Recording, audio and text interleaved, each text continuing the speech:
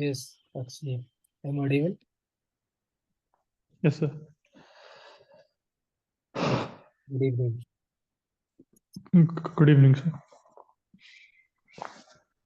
So today's topic in two topics. Yes, spectroscopy and analytical chemistry. Yes, Yes, sir. briefly we have to discuss both topics. First of all, syllabus of analytical chemistry in UPSC GSI mains. This topic.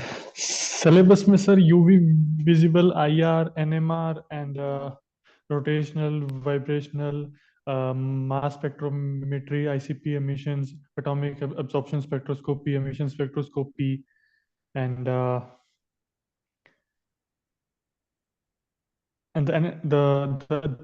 analytical part the titrimetric part, that's it. Syllabus of analytical chemistry. Sir analytical का ही है sir, उसमें से अलग से section में यही लिखा हुआ है। सिलेबस में से ज्यादा है। जैसे क्वांटिटेटिव है, ग्रेविटेटिव एनालिसिस है, सैम्पलिंग ट्रीटमेंट है, वॉल्यूमेट्रिक है, एसिड रिडॉक्स, कॉम्प्लीमेंट्री टाइट्रेशंस है, ये सब सर टाइट्रेशन में ही आ गया ना, कॉम्प्लेक्सोमेट्री प्रेसिपिटेटरी, ये फ्लेम सब कुछ। फोटोमेट्री। हाँ, वो टाइट्रेशन का ही हो गया। ठीक है। अब हम स्टार्ट करते हैं first basic analytical chemistry. What is analytical chemistry? Sir analytical chemistry basically deals with the we can say hands on chemistry, like जो physical chemistry organic chemistry inorganic chemistry से हमने जो थ्योरेटिकल नॉलेज गेन की है, जो theories हैं, जो assumptions हैं, जो कंक्लूजन्स हैं, उनको हम yes. Real life research part में हम यूज करते हैं। So that is the in real life में यूज करना केमिस्ट्री को is known as analytical. Good. Any application of analytical chemistry? Application sir जो डिफरेंट काइंड्स ऑफ, जैसे अभी आपने कहा स्पेक्ट्रोस्कोपीज हो गया, टाइट्रीमेट्री हो गया, ये सब एप्लीकेशन है जो भी हमने थ्योरेटिकल डेटा को यूज करके जो थ्योरीज है उनको जहाँ पे हमने एक्सपेरिमेंट में घु- घुसा दी वो थिंग्स, वो सब एग्जांपल्स ही हैं सबके। Yes, analytical chemistry. What is the importance of analytical chemistry? Sir basically दो टू फैक्टर्स में हम इसको डिफाइन कर सकते हैं एनालिटिकल की इम्पोर्टेंस को। First is the research, like actual में इन द एंड हम चाहे कोई भी साइंस का टॉपिक उठा लें या कोई भी टॉपिक उठाएं, एंड पार्ट हमारा रिसर्च है। उसी से जो सोशल डेवलपमेंट है या जो सोसाइटी है उसके ओवरऑल डेवलपमेंट के लिए research part is the like apex thing. So उस चीज में मेजरली ये यूज होता है sir. Analytical means hands on work जो हम रिसर्च पार्ट में कर रहे हैं, या कोई कंपैरिजन मेजरमेंट कुछ भी कर रहे हैं, वो एक चीज है इसमें the research part. Second part ये है सर कि जैसे जो हमने नॉलेज जो हमने बेसिकली जो एडुकेट, लाइक आपने कोई एक्सपेरिमेंट किया, उससे हमने कुछ कंक्लूजन ड्रॉ कर लिए, सो हम उसको एजुकेट करें। जैसे आपने कोई थ्योरी बनाई और वो मैं पढ़ रहा हूँ एनालिटिकल में, सो एक तो रिसर्च पार्ट हो गया, एक एजुकेशन पार्ट हो गया। ये दो इसके मेन फैक्टर्स हैं sir, according to me. Yes, good. What is the difference between analytical chemistry and chemical analysis? Okay, so chemical analysis sir basically हम कहें तो कोई एक चीज प्रेजेंट है, उसके बारे में हमने कुछ मतलब एनालिसिस किया, लाइक उसका एलिमेंटल कॉम्पोजिशन, उसका डिग्रेडेशन एनालिसिस या कुछ भी एनीथिंग, हमने वो एनालिसिस किया, हमारे पास डेटा आया, हमने उससे थ्योरीज डेराइव की, कंक्लूजन डेराइव किए कि ये इतना है, इसमें इतना इतना, ये इतना झेल सकता है, या इसकी ये मतलब उसका एक ब्रॉड स्पेक्ट्रम में हमने उसके बारे में लिखा या डेटा कलेक्ट किया या कंक्लूजन ड्रॉ किए। सो वो आएगा एनालिटिक्स में। हम कह सकते हैं कि analysis is a subset of analytics. Analytics is a very broad field if we say, but analysis में हम जो मतलब प्रेजेंट है उसके बारे में जानना, मतलब ठीक है हमने उस पर एक्सपेरिमेंट कर लिया, हमने डेटा ले लिया, दैट इज कॉल्ड एनालिसिस। भाई इसमें इतना वाटर प्रेजेंट है, इतना ये है, इतना वो है। बट उसके बारे में ब्रॉड वे में उसके बारे में थ्योरीज देना, कंक्लूजन ड्रॉ करना, वो सब एनालिटिक्स में आएगा। That's good. And what is the role of instrumentation? Sir instrumentation का रोल, जो दो टाइप से हम लोग एनालिटिक्स में डील करते हैं, एक तो केमिकल एनालिसिस हो गया, एक इंस्ट्रूमेंटल हो गया। सो ये उस वे में है जैसे कोई भी हमने कोई चीज मतलब करने के लिए अगर इंस्ट्रूमेंट का यूज किया तो वो इंस्ट्रूमेंटेशन हो जाएगा, और अगर केमिकल से किया तो केमिकल में आ जाएगा। Like for example if I have to say complexometric titration है, राइट, हमने उसमें सिर्फ कॉम्प्लेक्स कलर्ड कॉम्प्लेक्स बनाया, चार पांच केमिकल लिए, मिला दिए, टाइट्रेशन की, रिजल्ट आ गया, उसमें कोई इंस्ट्रूमेंट नहीं किया हमने यूज। हाँ, वेयर स्पेक्ट्रोस्कोपी इज कंसर्न्ड, और अगर हम कोई मतलब एक्स्ट्रा इंस्ट्रूमेंट कर रहे हैं यूज, वो इंस्ट्रूमेंटेशन में आएगा। That's good. How many types of separation technique you? Types of separation techniques. Yes.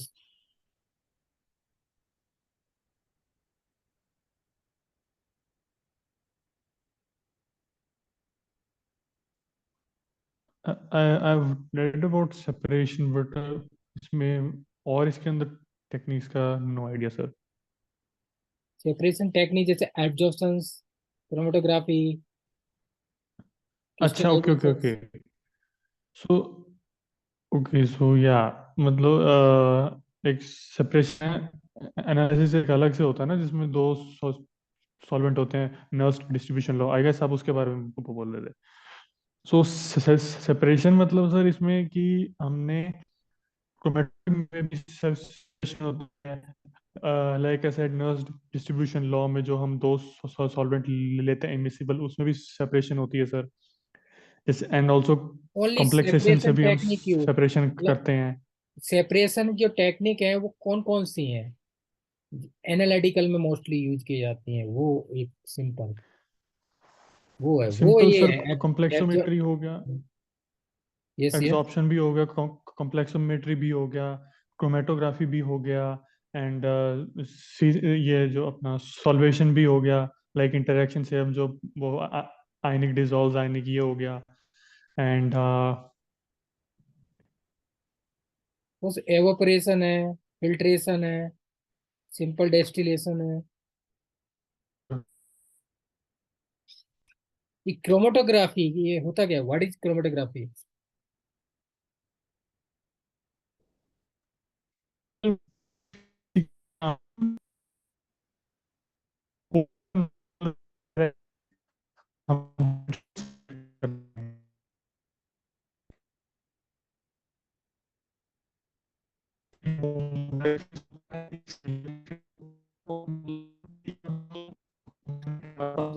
नहीं आपकी मिक्सचर है आवाज। कंपोनेंट में। हेलो, आवाज आ रही है सर? इस नेटवर्क प्रॉब्लम आ रही है आपकी तरफ? Wait wait.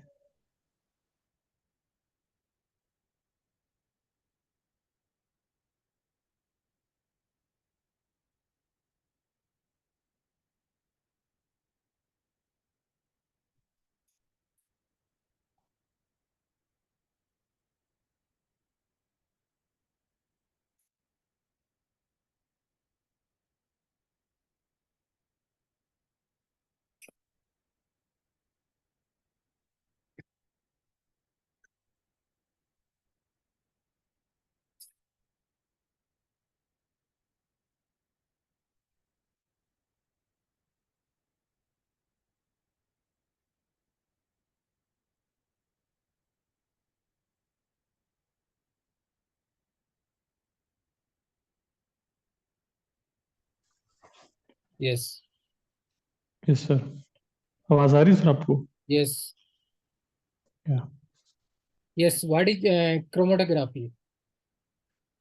Chromatography sir basically है भी deals with the interaction, like हमने पोलर का पोलर के साथ इंटरेक्शन ज्यादा होगा और नॉन पोलर का नॉन पोलर के साथ।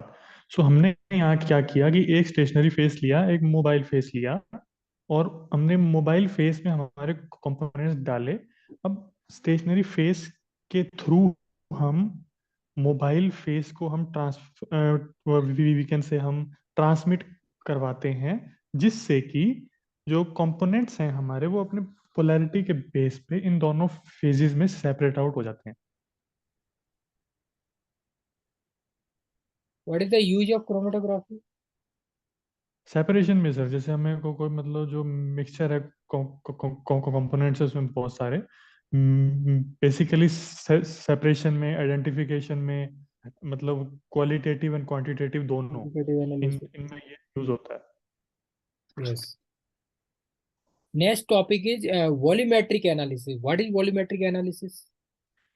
वॉल्यूमेट्रिक में सर हम वॉल्यूम से डील करते हैं, ना कि मतलब जैसे if I have to explain you, यहाँ पे हम वॉल्यूम को कंसीडर करेंगे as a defining criteria. Like हमने जैसे पोटेंशियोमेट्रिक में हम पोटेंशियल को एज ए स्केल यूज करते हैं, यहाँ पे हम वॉल्यूम को स्केल यूज करेंगे।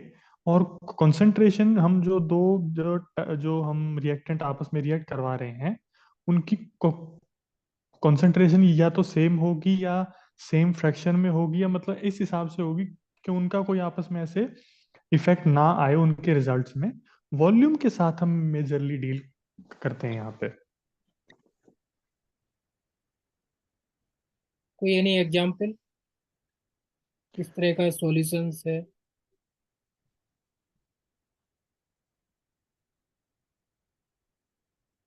वॉल्यूमेट्री का एग्जांपल्स है yes.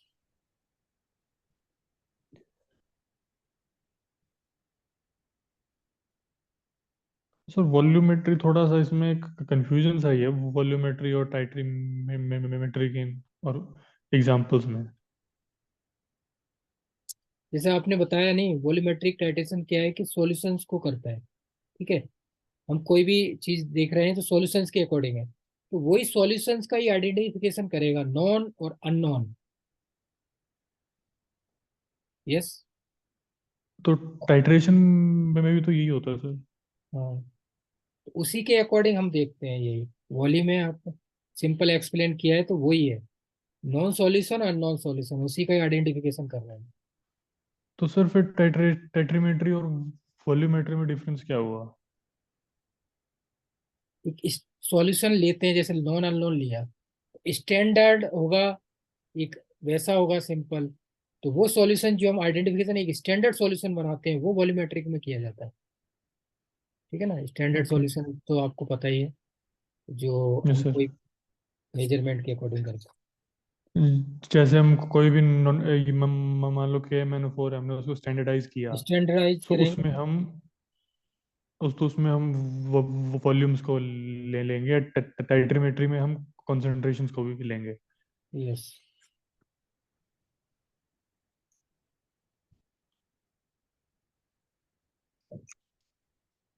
Next topic is acid base titration. What is acid base titration?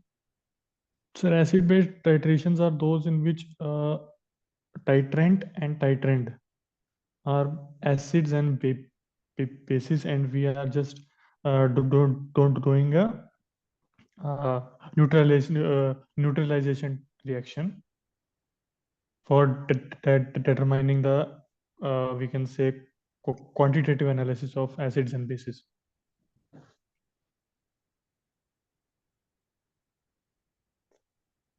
Yes, any example?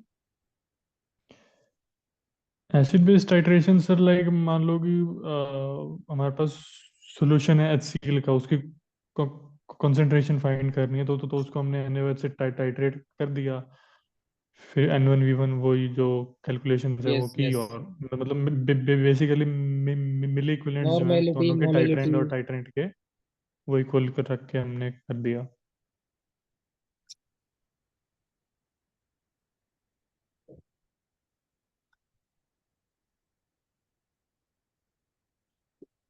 Complexometric titration होता है। What is complexometric titration? Complexometric titrations are those titrations in which formation of a complex, colored complex, is judged as a parameter for inflection, like the endpoint. Coloured complex बनता है वहाँ पे, और वो हमारा एक क्राइटेरिया होता है कि मतलब अब एंड पॉइंट आ चुका है। यस।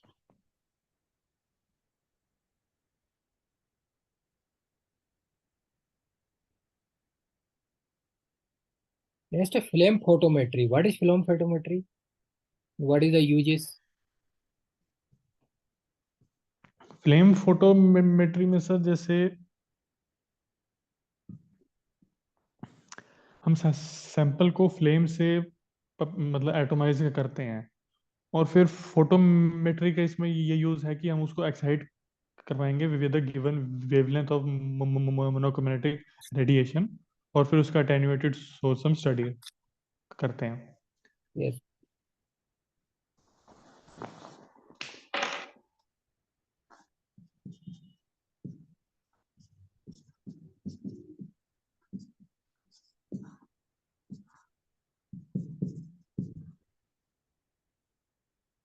बेसिक प्रिंसिपल्स क्या है फ्लेम फोटोमेट्री के?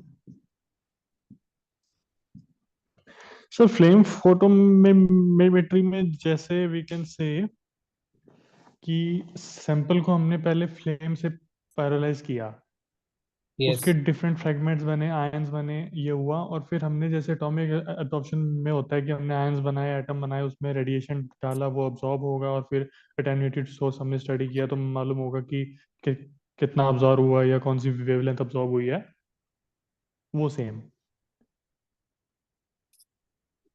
बस ये है कि फोटोमेट्री का यहाँ पे मीनिंग ये हुआ कि हम पर्टिकुलर वेवलेंथ ऑफ रेडिएशन के साथ ही डील कर रहे हैं। हम एक स्पेसिफिक कंपोनेंट को एक्साइट करेंगे और उसको स्टडी करेंगे, तो ये है कि मल्टी कंपोनेंट एनालिसिस यहाँ पे हो सकता है।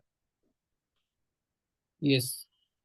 क्रोमेटोग्राफी में बहुत सारे पार्ट्स होते हैं, जैसे पेपर क्रोमेटोग्राफी हो गया, टीएलसी हो गया, गैस क्रोमेटोग्राफी हो गया, सॉलिड हो गया। ये है क्या मतलब? What is paper chromatography? Paper chromatography में सर क्या होता है कि पेपर क्रोमेटोग्राफी को थिन लेयर क्रोमेटोग्राफी भी कहेंगे। इसमें क्या होगा सर कि एक सॉलिड सपोर्ट जो हमारा, आप कहो कि जो हाँ, जो स्टेशनरी फेज है, वो एक थिन स्ट्रिप ऑफ पेपर पे हमने उसको एड्सॉर्ब करवा के रखा हुआ है, और कैपिलरी एक्शन से वो जो सॉल्वेंट फ्रंट हो गया या हमारा जो मोबाइल फेस है, वो उसमें मूव करता है, या तो कैपिलरी एक्शन से या ग्रेविटेशन से।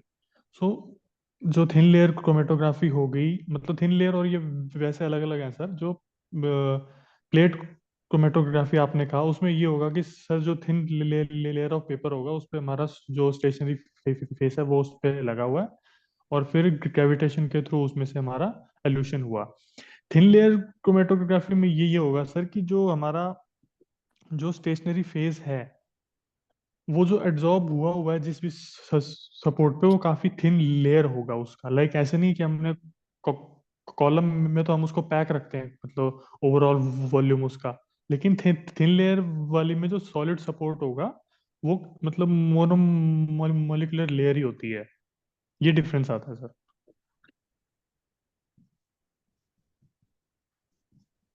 कि आयन पेयर क्रोमेटोग्राफी होती है, एचपीएलसी होती है। Yes what is sir. Difference? Yes sir.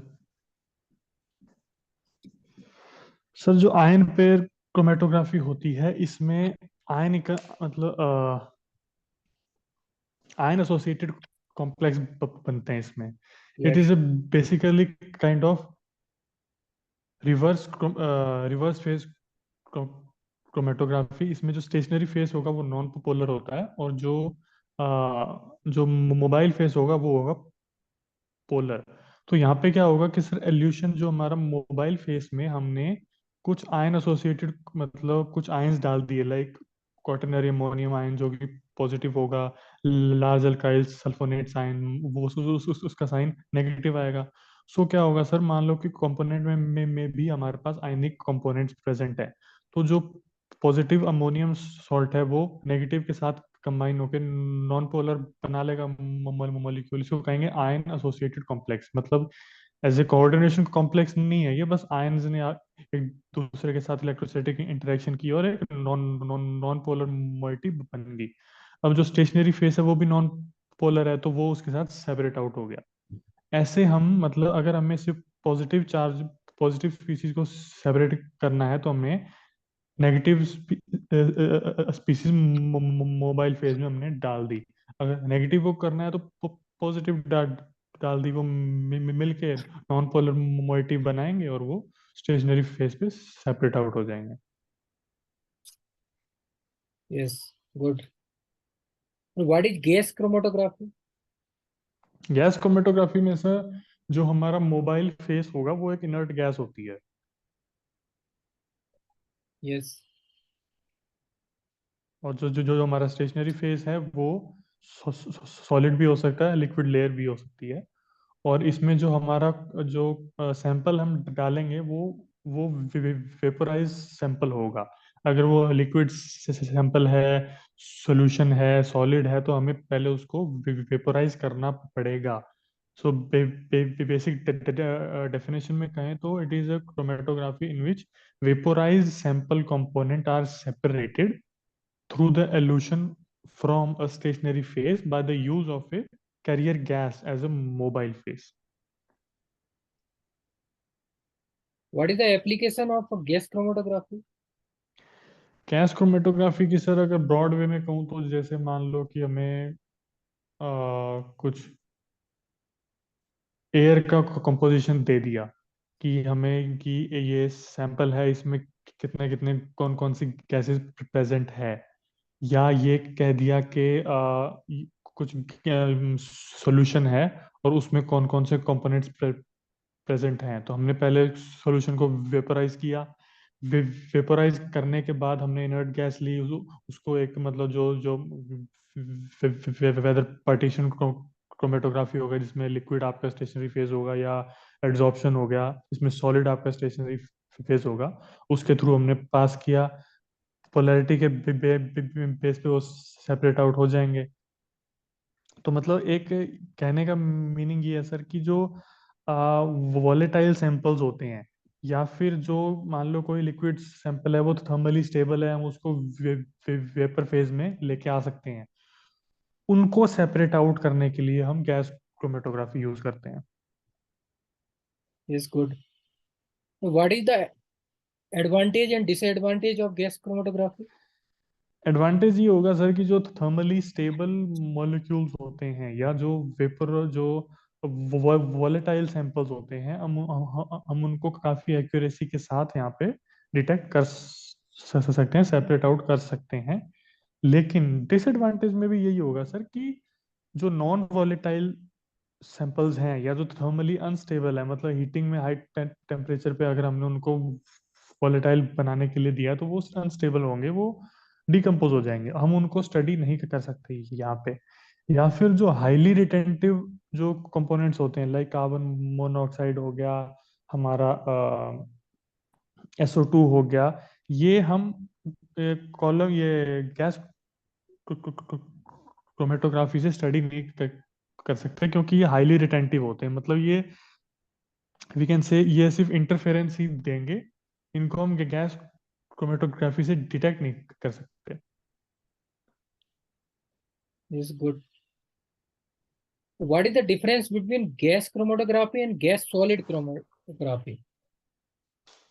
Gas solid chromatography sir adsorption chromatography भी इसको कहेंगे। इसमें जो मोबाइल फेस होगा वो गैस होगा, जो जो इनर्ट गैस हो गया, और जो स्टेशनरी फेज होगा वो सॉलिड होगा। तो बेसिकली यहाँ पे जो जैसे मैंने कहा ना कि पोलैरिटी के बेस पे होता है, यहाँ पे एड्सॉर्प्शन के बेस पे होगा।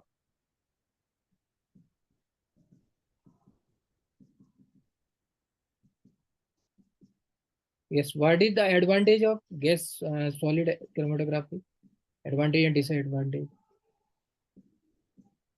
A merit, demerit. Sir gas solid chromatography की जो डिसएडवांटेज होंगी सर वो होता है प्रीमेच्योर एड्सॉर्प्शन। अब हमें मतलब एड्सॉर्प्शन के लिए ये नहीं हो सकता कि मतलब वो कोई पोलैरिटी देख रहा है या नहीं, वो एड्सॉर्प्शन तो सबका होगा। सो मतलब ये सिर्फ उन गैसेस के लिए होता है यूज जो हम या जो गैसेस कंपोनेंट्स होते हैं लाइक अब सेड कार्बन मोनोऑक्साइड या सल्फर सल्फर डाइऑक्साइड, ये सिर्फ इनके लिए यूज होता है जो हम गैस क्रोमेटोग्राफी में नहीं यूज मतलब नहीं डिटेक्ट हो सकते। जो जो जैसे हम कहें कि जो लिक्विड अगर स्टेशनरी फेस है तो उसको पार्टीशन क्रोमेटोग्राफी कहेंगे। तो पार्टीशन क्रोमेटोग्राफी में जो जो कंपोनेंट स्टडी नहीं हो सकते उन्हीं के लिए ही गैस क्रोमेटोग्राफी होता है यूज। ये कह सकते हो सर कि एज ए लास्ट रिजॉर्ट होता है, क्योंकि इसकी जो एप्लीकेशन है वो काफी लिमिटेड है। क्योंकि एड्सॉर्प्शन वो कोई ऐसे मतलब एज ए स्पेसिफिक नहीं है, एड्सॉर्प्शन तो सभी कंपोनेंट्स का होगा। तो सेपरेशन में यहाँ पे थोड़ा इशू आता है। जनरली हम प्रेफर करते हैं कि पार्टीशन से ही हो जाए। अगर नहीं होता, कुछ कंपोनेंट्स स्पेसिफिक हैं, तो हम इसमें आते हैं एड्सॉर्प्शन में। Any limitation of gas solid chromatography? Premature adsorption sir, जैसे एड्सॉर्प्शन पे हमारा कोई ऐसे कंट्रोल नहीं है कि स्पेसिफिक इस गैस का एड्सॉर्प्शन होगा और इसका नहीं होगा। सो स्पेसिफिसिटी नहीं है यहाँ पे।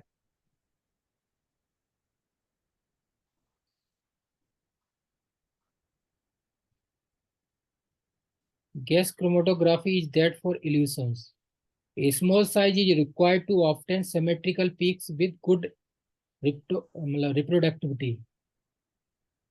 सर One ये तो इन जनरल क्रोमेटोग्राफी limitation. का हो गया ना, कि मतलब हमें एल्यूशन के जो जो भी एल्यूशन हुआ उसके लिए हमें स्पेसिफिक कंडीशन चाहिए होंगी, जो फ्लो रेट हुआ, या मतलब अगर हमें एक सिमेट्रिक पीक अगर चाहिए तो उसका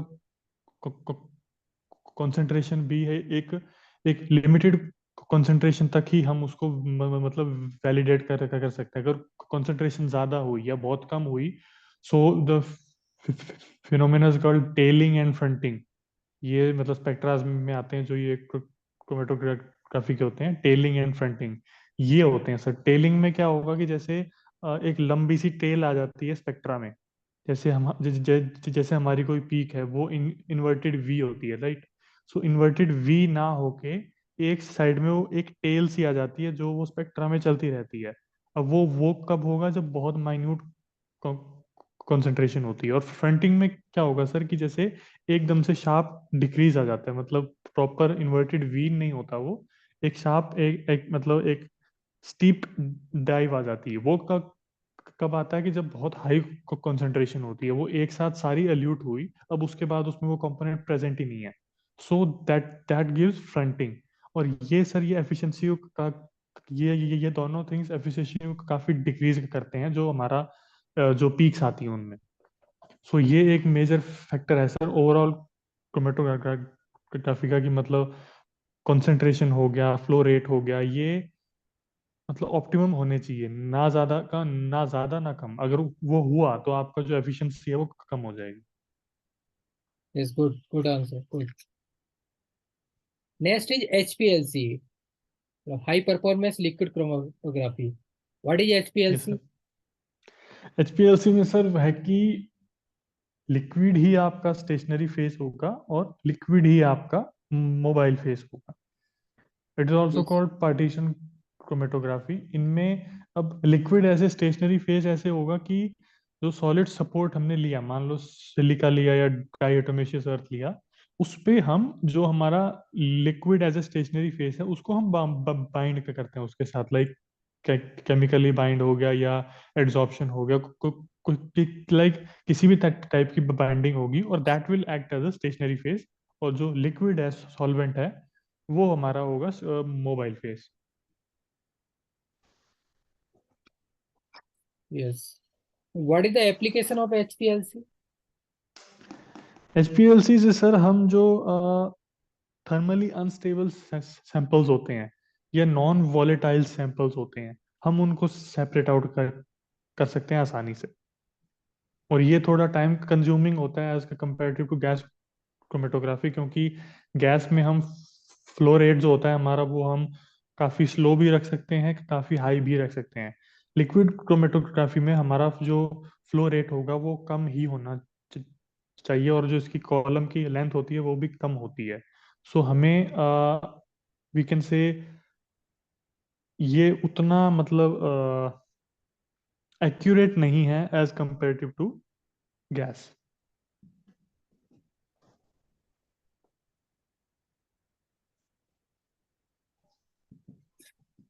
Yes.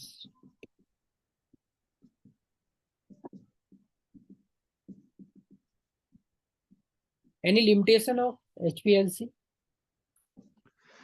लिमिटेशंस में सर ये आएगा कि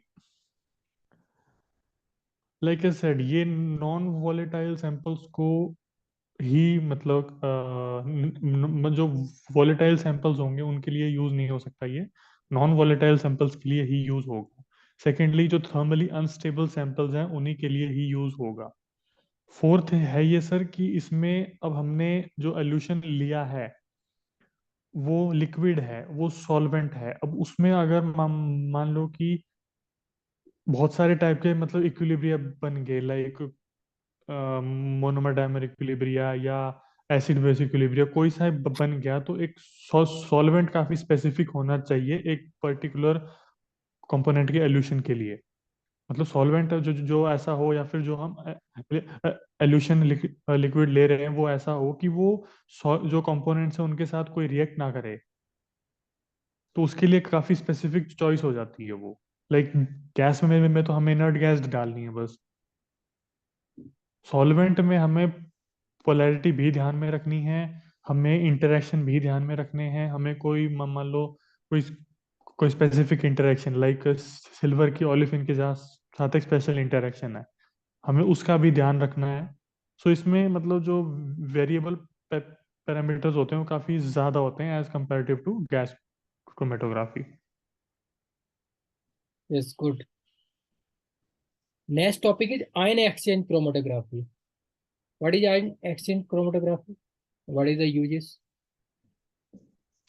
सर आयन एक्सचेंज क्रोमेटोग्राफी में हम जो स्टेशनरी फेज होगा उसमें हम एक आयन एक्सचेंज रेजिन लेते हैं, और वो हमें या तो कैटायंस को सेपरेट आउट करने के लिए यूज होगा या एनायंस को, है ना। और यहाँ पे जो डिटेक्टिविटी होती है वो कंडक्टिविटी मेजरमेंट्स के थ्रू होती है। अब इसमें इशू ये आया कि जो एल्यूटिंग सॉल्वेंट होगा वो भी पोलर होगा, सो वो भी आयनिक होगा। सो उसकी भी कंडक्टिविटी मेजरमेंट्स होते हैं। सो वो क्या होगा कि जो एल्यूशन सॉल्वेंट की जो कंडक्टिविटी होगी वो कंपोनेंट को ओवरशैडो कर सकती है।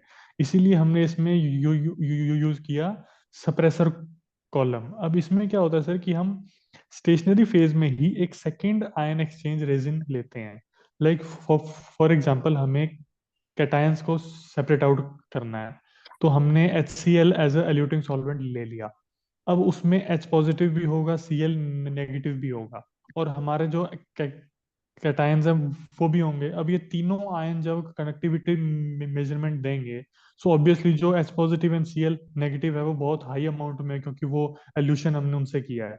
सो हमें उसको हटाना पड़ेगा अगर हमें कंडक्टिविटी मेजरमेंट सिर्फ हमारे सैंपल की करनी है। तो उसके लिए हमने सेकंड आयन एक्सचेंज रेजिन लिया। फॉर एग्जांपल हमने HCl को मतलब एक नॉन पोलर में कन्वर्ट करना है, तो हमने एनायन एक्सचेंज रेजिन लिया। वो क्या करता है कि Cl नेगेटिव को तो अपने साथ रख लेगा और OH नेगेटिव दे देगा। H positive plus OH negative gives H2O। वो एक मतलब एक और उसकी आयनाइजेशन होती है मिनिमम। सो वो एक नॉन पोलर मॉलिक्यूल सही हो गया। अब उसकी कंडक्टिविटी मेजरमेंट में नहीं आएगी, सिर्फ कंपोनेंट की आएगी। सो ये एक वी कैन से दैट या एक स्पेसिफिक कैटायन या एनायन को सेपरेट करने के लिए by the use of ion exchange resin as a stationary phase is called ion exchange chromatography.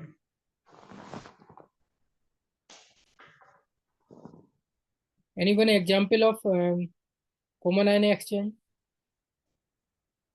Sir water purification में होता है सर ये यूज। जो हैवी वाटर होता है उसको हम जैसे CA, Mg, वेरियस आयंस होते हैं कोई भी कंटेमिनेशन का, उनको ट्रीट वो उनको डिटेक्ट करने के लिए और प्योरिफिकेशन के लिए ये क्रोमेटोग्राफी होती है यूज। प्योरिफिकेशन में का मतलब नहीं कह सकते, बट डिटेक्शन में होती है सर यूज। कोई वाटर सैंपल आया, उसमें कौन कौन से आयंस प्रेजेंट है या उनको सेपरेट आउट करना कंपोनेंट्स को, सो उसके लिए होती है सर ये use. Is good. What is the application of ion exchange chromatography?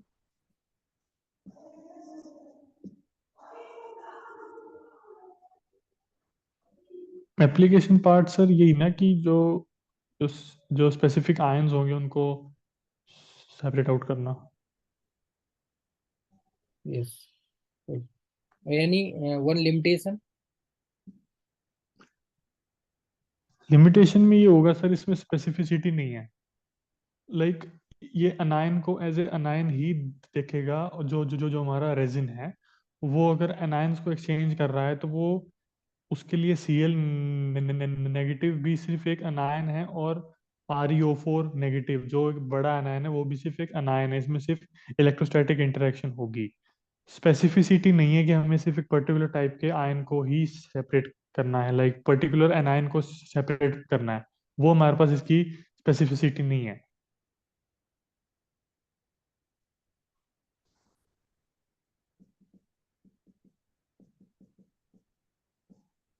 Next is exclusion chromatography. What is exclusion chromatography? Sir exclusion chromatography में हम साइज का देखते हैं sir, like large molecular mass polymers होते हैं यहाँ पे, और वो डिफरेंट डिफरेंट साइजेस में उनके सैंपल्स होते हैं। सो हम यहाँ पे जो स्टेशनरी फेज होगा वो ऐसा होता है कि उसमें यूनिफॉर्म पोर्स होते हैं, और वो एक स्पेसिफिक साइज को ही मतलब एंकल्शन का मीनिंग होगा कि साइज एंकल्शन मींस एक स्पेसिफिक साइज का जो कंपोनेंट है वही उन जो पोर्स हैं उनमें एंकल्शन उसकी हो पा रही है। वही जो पोर्स के अंदर फिट हो पाएगा जो साइज, वही सेपरेट आउट हो पाएगा। उससे बड़े जो होंगे वो एल्यूशन के रेट से ही सेपरेट आउट हो जाएंगे। सो यहाँ पे मैं वी कैन से एक्सकल्शन कॉम्प्लेक्स फॉर्मेशन होता है, कोई इंटरेक्शन नहीं है ये। लाइक मतलब जैसे आपने जग में एक बॉल डाल दी, राइट? सो मतलब जग को एज ए मानो आपकी जो स्टेशनरी फेज है उसमें वो पोर्स हैं, और जो बॉल है वो एक कंपोनेंट है एक स्पेसिफिक साइज का। सो वो उसमें मतलब एल्यूशन होगा तो सेपरेशन सिर्फ इस बेस पे होगा कि जो जग के जो मतलब ओपनिंग है उससे जो छोटे साइज से पार्टिकल्स होंगे वही जग में आ पाएंगे। जो बड़े साइज का होगा वो उसमें एंटर नहीं करेगा। सो वो एल्यूट आउट हो जाएगा।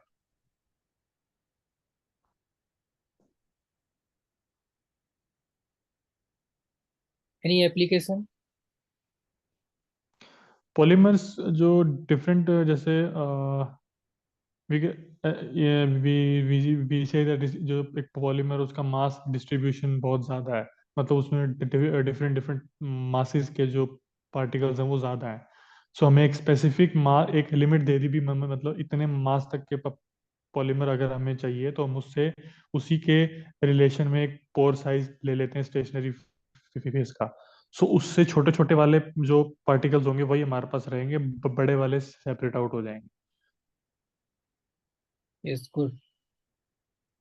Next is super critical flood chromatography. What is super critical flood chromatography?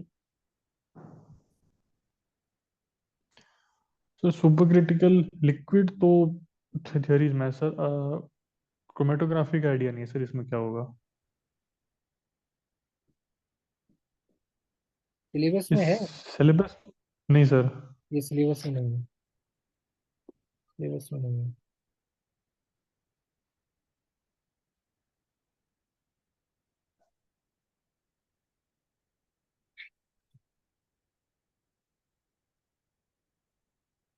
Yes, basic हो गया क्रोमेटोग्राफी एचपीएलसी के टॉपिक।